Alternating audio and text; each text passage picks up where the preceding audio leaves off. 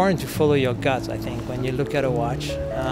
And then it's a world where education is important. And so read, inquire. It takes time, and a lot of work has to be done in terms of researching. So researching and following your heart. It's difficult because the watch must match your personality somehow.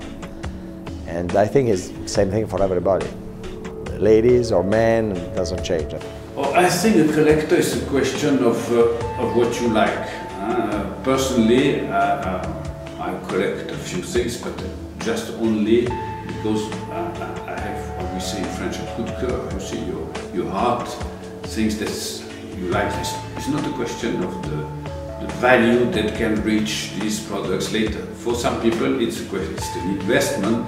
For me, it's more something I like. The question people often ask me is, if you take away the passion side, which is the most important side before everything, but a lot of people want to be passionate, but they also want to make an investment that they don't regret later on. So, you kind of have to combine both factors together. So I'd say, of course, if you're looking at something vintage, focus on the quality pieces. I think that collecting is always something very personal, and obviously you have people oriented in more on the technical side, more on the aesthetical side, and people just in love of a brand and what the brand represents. So it's depending also pretty much on the type of collectors. For myself, because I'm also a watch collector, I always pay attention to uniqueness of a product. And uniqueness means, on the one hand, to have something technically and aesthetically unique, where you feel the coherence and it's a product was really thought through, and also on the craftsmanship and finishing, which mean I personally would avoid mass products. So for me,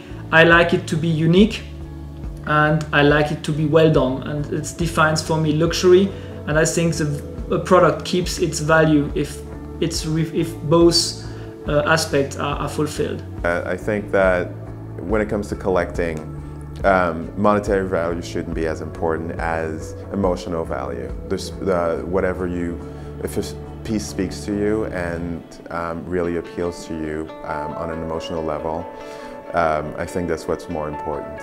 Collecting is something very personal. I mean, I do collect watches, I also collect art, and I think what's the most important is you have to collect what you feel emotionally connected to. Whatever pleases you. Don't collect by thinking. Collect with the heart, not with the brain, because at the end, they're collecting something very personal. I can understand sometimes that collecting has a relation with investment, but the moment you start to collect, I think, too much in terms of investment, I think you're going the wrong way, because you lose the passion, you lose the emotionality. And then collecting is, for me, something that is important to collect things that are personal, that are unique, that are specific, that are an expression of your own personality. And so I would say collect things that are close to what you are, close to what you feel, close to your personality. Collect in terms of what you feel. Again, I mean, the heart, for me, collecting is about heart, not about brain.